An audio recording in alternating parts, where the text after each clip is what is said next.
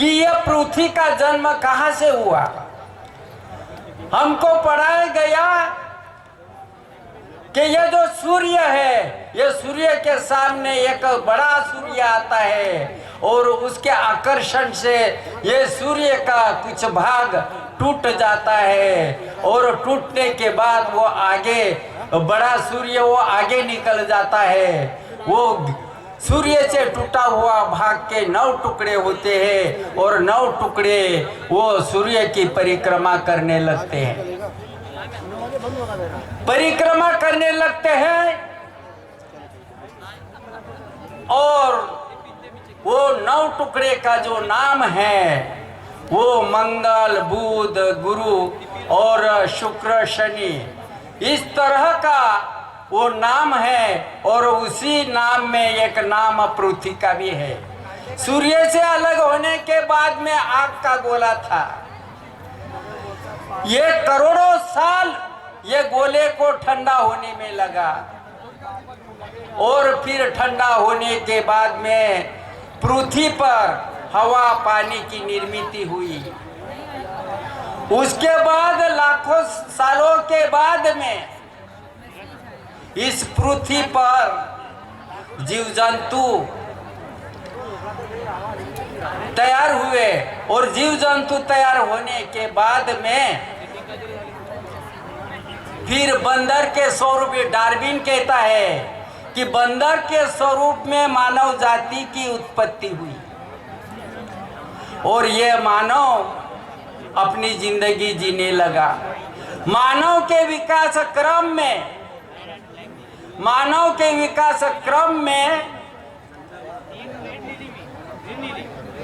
बढ़ती गई।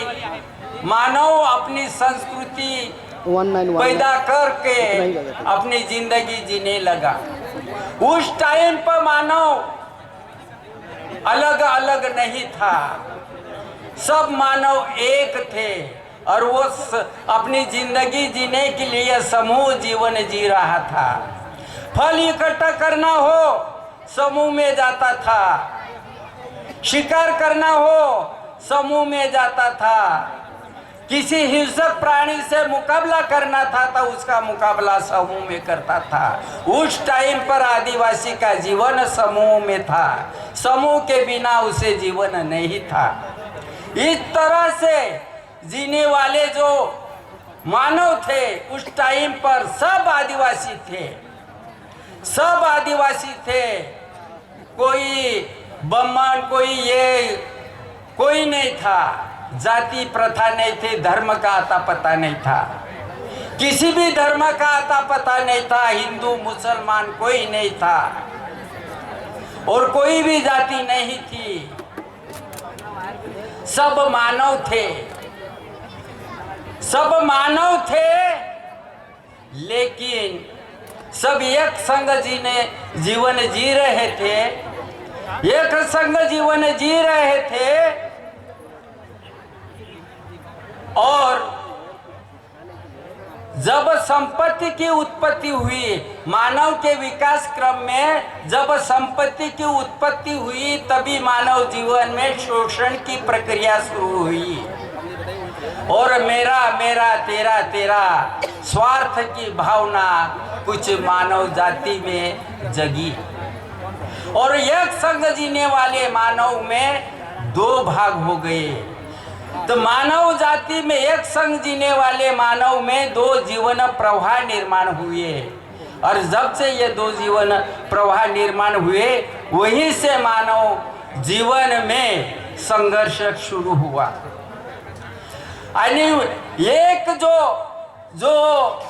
स्वार्थ पर आधारित जो जीवन है वो भोगवादी संस्कृति अपनाकर अपनी जिंदगी जीने के लिए प्रयत्न करता है और जो समता, ममता, प्रेम, विश्वास, स्वातंत्र्य के मूल्य पर जीने वाले जो मानव है वो अलग हो गया और जो भोगवादी स्वार्थ पर आधारित वैयक्तिक जीवन जीने वाला हाँ समूह अलग हो गया और दोनों के बीच में संघर्ष शुरू हुआ। यानी वो संघर्ष वहां से तो अब तक वो संघर्ष चल रहा है, वो उनके अनेक स्वरूप अनेक अंग में हमको दिखाई दे रहा है। आज हम वहाँ से जो समस्या पैदा हुई, तो हम जिस तरह से वहाँ से अलग हुई, वैसे इस समस्या के जड़ ये मानव जीवन में धर्म पैदा हुआ, और धर्म पैदा हुआ, एक नहीं दो नहीं अनेक धर्म पैदा हुआ, और वो हर धर्म के मन में अहंकार पैदा हो गई। वो किसी को भी अपने में बटोरने लगे, मानव जाति को बटोरने लगे अपने धर्म में, और उनकी संस्कृति उन पर थोपने लगे। तो इस तरह के आदिवासी को भी बांट लिया। जो मानव जाति, जो एक संग जीने वाले मानव जब थे, एक संग जीने वाले एक मूल्य पर आधारित जीवन जी रहे थे, लेकिन जब समता ममता पर आधारित जीवन जिसने छोड़ दिया और स्वार्थ पर आधारित जीवन अपनाने लगा, तो उसमें भेद निर्माण हो गया, और वहां से उनके बीच में संघर्ष भी शुरू हो गए। और वो संघर्ष के चलते अनेक प्रश्न हमारे सामने खड़े हो गए हैं। और आज हम देश में देखते हैं तो ये जो आदिवासी समाज है देश भर में, कोई हिंदू है, कोई मुसलमान है, कोई क्रिश्चियन है, इस तरह से धर्म में बैठ गए हैं और धर्म में बैठ गए हैं। और आज हम मूल निवासी की नारा लगाकर एक आंदोलन करते हैं। तो हमको ये देखना होगा कि मूल निवासी का मूल कहाँ है। मूल निवासी का मूल कहाँ है? जो समता ममता प्रेम विश्वास पर आधारित जो संस्कृति है, जो जीवन है, वहाँ उनके मूल है क्या? तो इस तरह से उनका मूल का हमको शोध करना चाहिए। तो इस तरह का हमारा मूल यहाँ भी दिखाया गया है। जो झाड़ दिखाया गया है, झाड़ का मूल में जो नीचे दिखाए गए हैं वो समूह संस्कृति है। सहकार्य पर आधारित संस्कृति का दर्शन वहाँ दिखाए गए हैं और हम बट गए हैं। और जब हम बट गए हैं धर्म में, तब धर्म संस्कृति अपनाकर अपन जिंदगी जी रहे हैं। और ऐसी जिंदगी जीने में हम अपना मूल निवासी बोलते हैं, घोषणा करते हैं आदिवासी, तो हमारा क्या बचा है?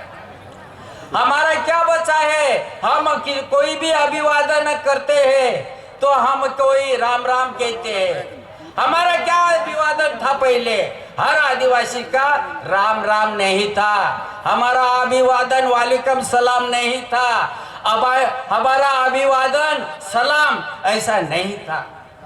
हम किसी भी हमारे घर आए, रास्ते में मिले, उसको आदिवासी भील भाषा में हजा के वारलाज के इस तरह का हमें अभिवादन करते थे। हम राम राम नहीं कोई किसी भी प्रकार का अभिवादन नहीं करते थे। जब हमारे घर में बच्चा पैदा होता है, उसका विधि कार्यक्रम हम कौन संस्कृति से करते हैं? वहां भी हमारा बदलाव आ रहा है। हमारी शादी ब्याह करते हैं, हमारा बाजा बजाते हैं क्या? हमारा प्रधान या पुजारा से शादी करवाते हैं क्या?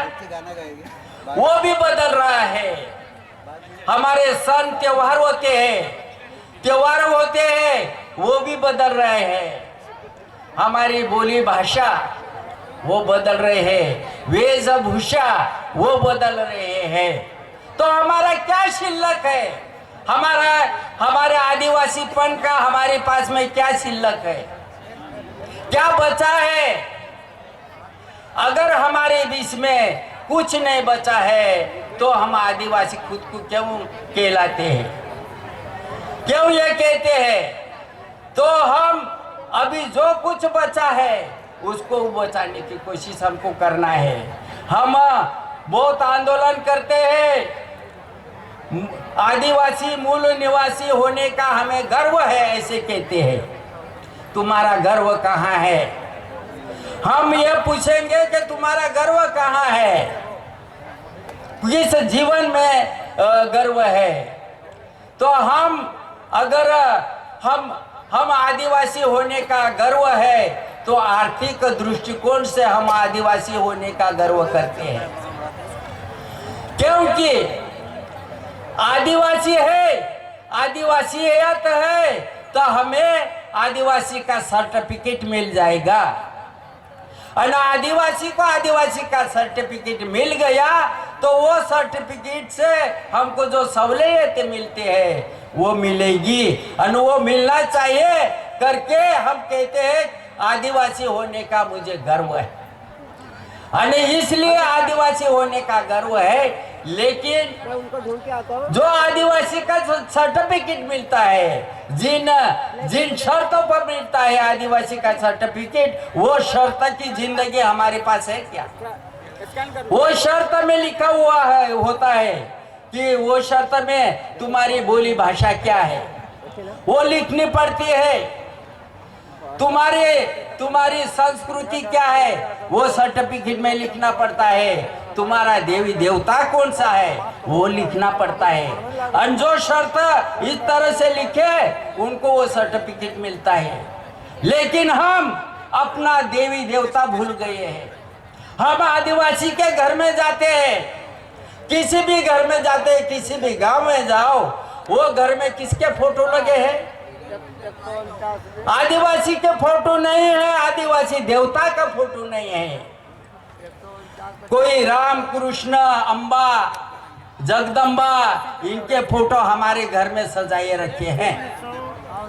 हमारा फोटो जिस तरह के उनके घर में ऐसे सजा के रखे वैसे हमारा देवता के फोटो हमारे गांव में हमारे घर में सजा के रखे हैं क्या? कोई नहीं रखा है। हमारा देव जो हिंदू बना गए हिंदू को देव पूछता है, जो मुसलमान बना गए मुसलमान के देव पूछता है, उसकी रीति रिवाज करता है। क्रिश्चियन बना है उसका देव पूछता है, उनके रीति रिवाज आत्मसात करके जी रहा है। तो ऐसी परिस्थिति में ये जो हम आदिवासियत ऐसे जो विषय लिया है तो इसमें आदिवासियत बचाना है।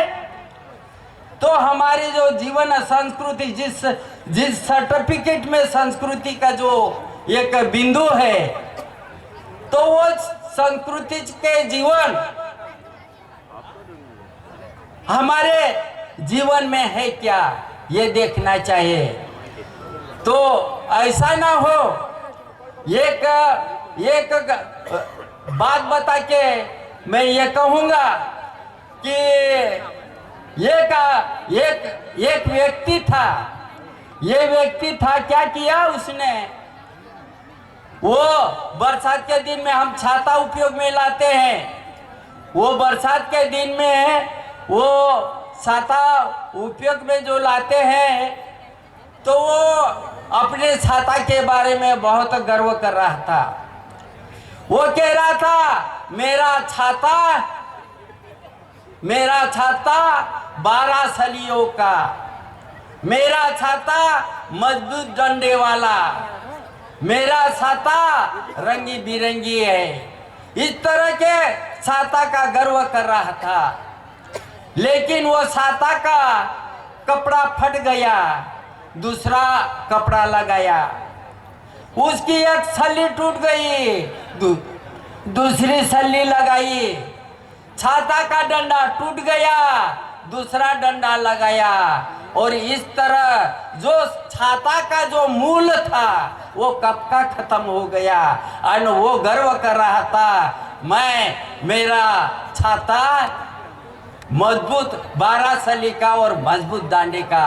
इस तरह से वो गर्व कर रहा था। तो हम खुद को तलाश करें, हम खुद को तपास करें कि हम अपना आदिवासियत अपना जीवन में अपने घर में कितना बचाया रखा है, इसके बारे में खुद सोचे।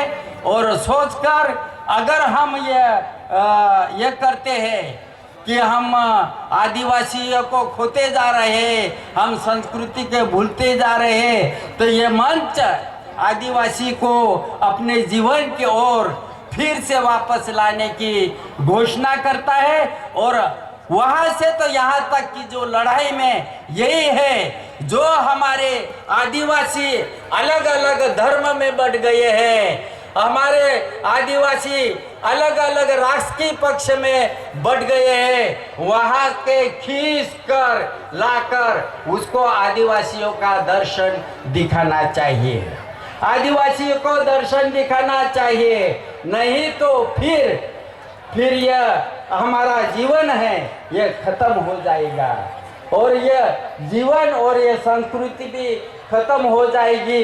तो इस तरह का आदिवासी के जीवन के बारे में हमारे को कहना है, उसको हम ध्यान में रखना चाहिए। और ये जो हमारा जो जीवन है, जो आदिवासीयतपना है, उसको सुरक्षित रखने के लिए हम अपने घर से ही प्रयत्न करें, ऐसा मैं कहता हूँ। और मेरा 2 शब्द यही खत्म करता हूँ। आपकी जय।